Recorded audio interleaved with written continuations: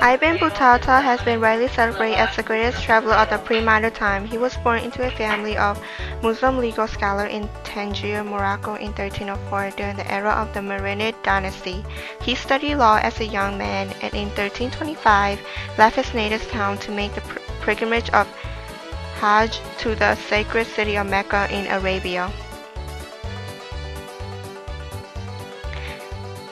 He took a year and a half to reach his destination, visiting North Africa, Egypt, Palestine, and Syria along the way. After completing his first Hajj in 1326, he toured Iraq and Persia, then returning to Mecca. In 1328 or 1330, he embarked upon a sea voyage that took him down the eastern coast of Africa as far as the region of modern Tanzania. On his return voyage, he visited Oman and the Persian Gulf and returned to Mecca again by the overland route across central Arabia.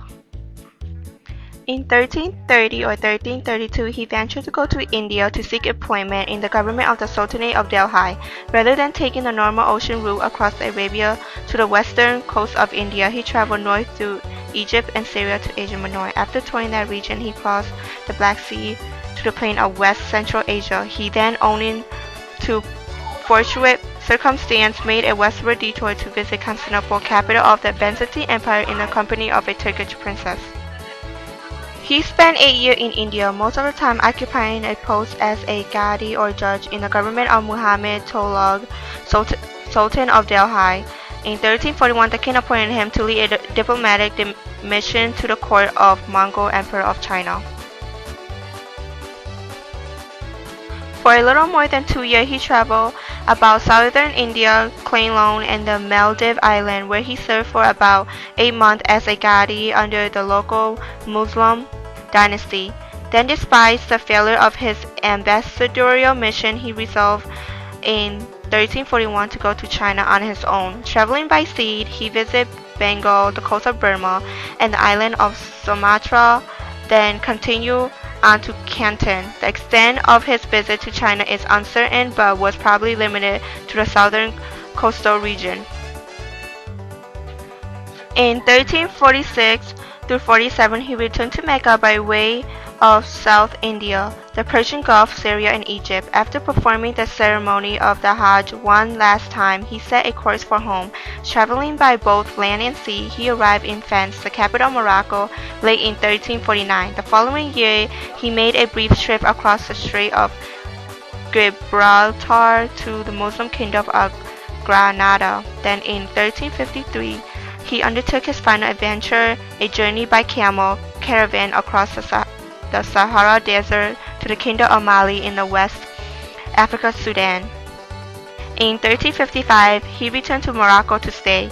In the course of a career on the road spanning almost 30 years, he crossed the breadth of the Eastern Hemisphere, visiting territory equivalent to about 44 modern countries, and put behind him a total distance of approximately 73,000 miles. As a type of Arabic literature, the Riha attained something of a flowery in North Africa between the 12th and 14th century. The best-known example of the genre recounted a journey from the Maghreb to Mecca, informing and entertaining reader with rich description of the pious institute, public monument, and religious personality of the great city of Islam. Ibn Battuta and Ibn Jauzi collectively for about 12 years to compose their work, the longest and in terms of its subject matter the most complex Riha to come out of North Africa in the medieval age. His royal charge completed, Ibn retired to a judicial post in Moroccan provincial town. He died in 1368. Riha is a comparative survey of the personality, place, government, custom, and curiosity of the Muslim world in the second quarter of the 14th century. It is also the record of a dramatic personal adventure. In the 4th century, after Ibn Battuta's death, the Riha circulated mostly in copy manuscript of Ibn Judasi original text among people of learning in North Africa, West Africa, Egypt, and perhaps other Muslim lands where Arabic was read. The book was unknown outside Islamic countries until the early 19th century when two German scholars published separate translations of portions of the Riha from manuscripts obtained in the Middle East. The Riha stands as the only eyewitness report on political events, human geography, and social or economic conditions for a period of a century or more.